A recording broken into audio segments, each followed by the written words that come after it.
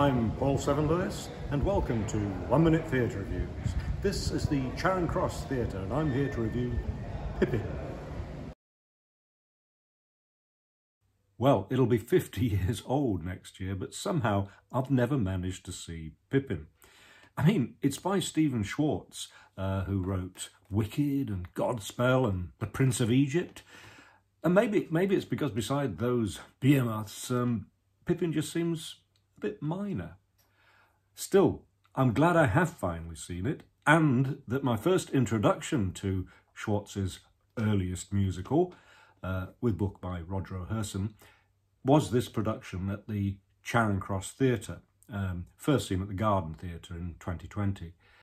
Director Dexter has put together a joyous version of this uplifting, magical show that in costume and set reflects the hippie time in which it was written.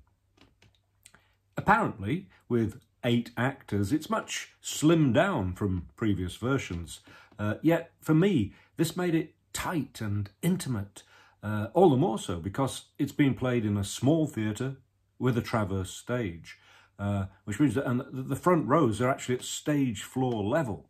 So this story of a medieval prince who rejects the establishment and tries to find fulfillment in his life is very easy to relate to when he's right next to you. That he's a prince isn't really the point, despite obvious comparisons with another prince who recently rejected his destiny to become an ordinary, wealthy and privileged man. Pippin really is an everyman. This is evidenced at the very beginning when members of the cast are supposedly chosen at random to play the various parts, including Pippin.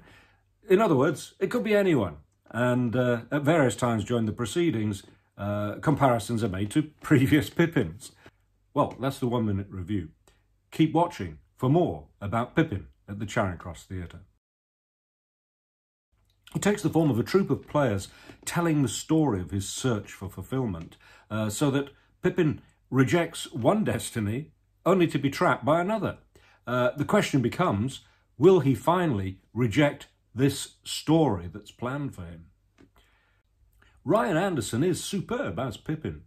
Sincere, naive, caring, angry, and annoyingly never satisfied as he looks for this so-called fulfillment.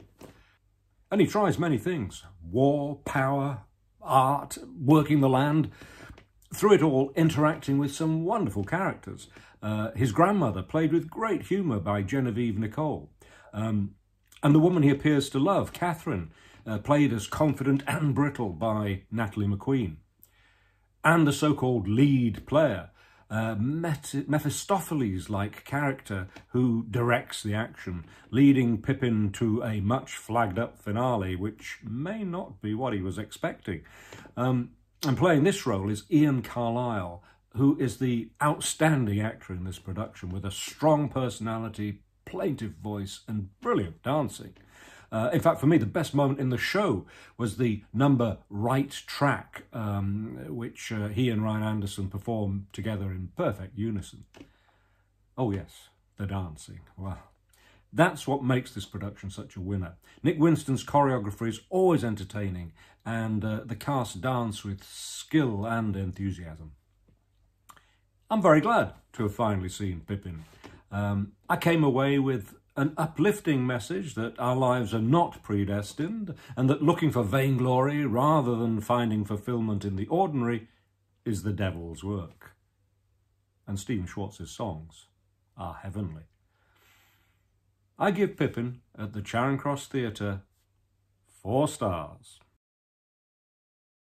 I hope you enjoyed this review, found it useful. If you did, and you want to be the first to know about future reviews, please subscribe to my YouTube channel, 1 Minute Theatre Reviews. And if you want to read my reviews, go to 1minutetheatreReviews.co.uk. Thank you for watching.